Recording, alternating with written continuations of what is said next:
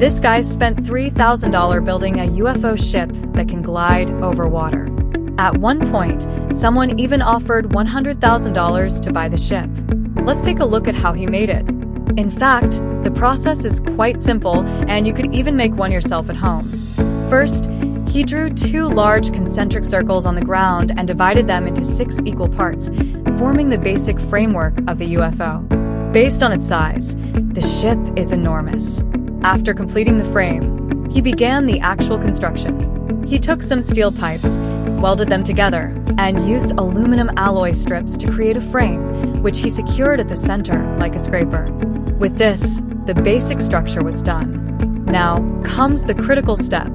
He filled the circle with sand, and as the scraper rotated, the sand was shaped into a perfect dome. To make it more durable, he poured cement over the sand and smoothed it out with the scraper.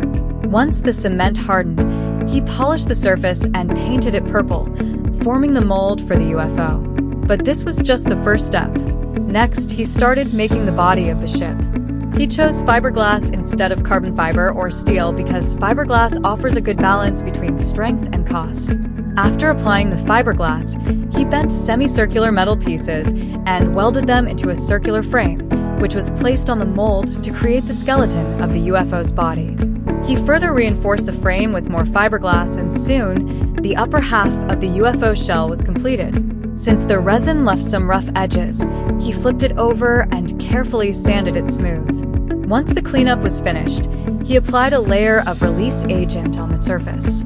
Then came a crucial part of the UFO's design. He cut hexagonal foam boards and placed them on the shell, leaving some gaps. Can you guess what they were for? After securing them, he applied white resin over the foam and trimmed the fiberglass to cover each hexagon. This created a unique hexagonal pattern on the surface. Once the resin hardened, he used a grinder to smooth and separate the edges. Now he had completed the upper half of the UFO shell. The lower half was made in a similar fashion, but it also included an engine compartment for the propulsion system. He filled the gaps with fiberglass and then installed the propeller and engine. After the engine was in place, he cut an opening in front of the propeller and painted the bottom with waterproof black paint. Finally, he assembled the upper and lower halves, forming the complete UFO shell. The hatch location was pre-designed, so they simply removed the panels. The hexagonal panels were also removed as they were just templates for the windows. After cleaning up the window areas, he used a grinder to smooth the rough fiberglass edges. Once the exterior was done, he began focusing on polishing the surface. Next came the installation of the mechanical components and interior features.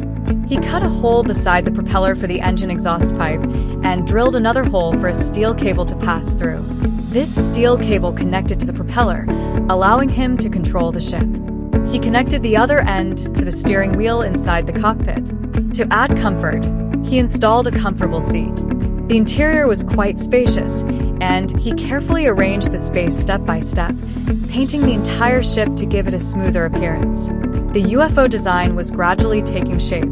He also made the hatch out of fiberglass and split it into 2 halves, installing automatic lifting mechanisms on each side. The effect was very cool and had a high-tech feel. Inside, he lined every corner with fabric and installed LED lights around the hexagonal frame.